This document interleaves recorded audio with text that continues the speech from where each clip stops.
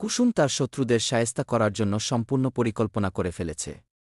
মীনাক্ষী এবং দেবলীনা যখন কুসুমকে শেষ করার আনন্দ নিয়ে রান্নাঘর থেকে চলে যায়, তখনই কুসুম সেখানে প্রবেশ করে। সে দেখতে পায় তার জন্য আইবুড়ো ভাতের থালা তৈরি করা হয়েছে।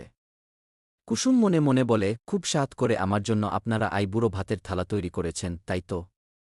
কিন্তু এই খাবারই এবার আপনাদের পেটে যাবে এবং আমার যা অবস্থা হওয়ার কথা, আপনাদেরও তাই হবে কি? তবে কুসুম বলে যে সে তাদের মতো জঘন্য কাজ করতে পারবে না।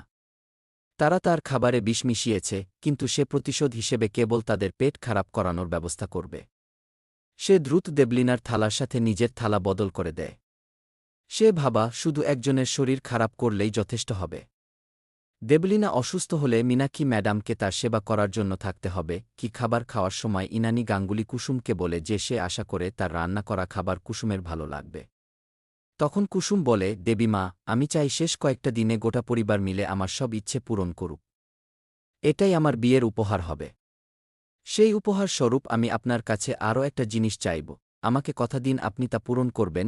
ইনানি গাঙ্গুলি তখন বলে, আমি আশা করব তুমি এমন কিছু চাইবে না, যা আমার পক্ষে এই মুহূর্তে দেওয়া সম্ভব নয়। এবার বলো কুসুম, তুমি কি বিশেষ উপহার চাও? কুসুম উত্তরে বলে, সেটা আপনি চাইলেই দিতে পারেন, শুধুমাত্র আপনার ইচ্ছের উপরে নির্ভর করছে। আমি চাই, আজ শুধু আমি নয়, এই গোটা পরিবার একসঙ্গে এক টেবিলে বসে খাবার খাবে। আপনি কি আমার এই ইচ্ছেটা পূরণ করবেন? রাজশেখর গাঙ্গুলি তখন আবেগাপ্লুত হয়ে বলেন, সত্যিই কুসুম, তুমি চিরকাল নিঃস্বার্থভাবে সকলকে ভালোবেসে গেলে।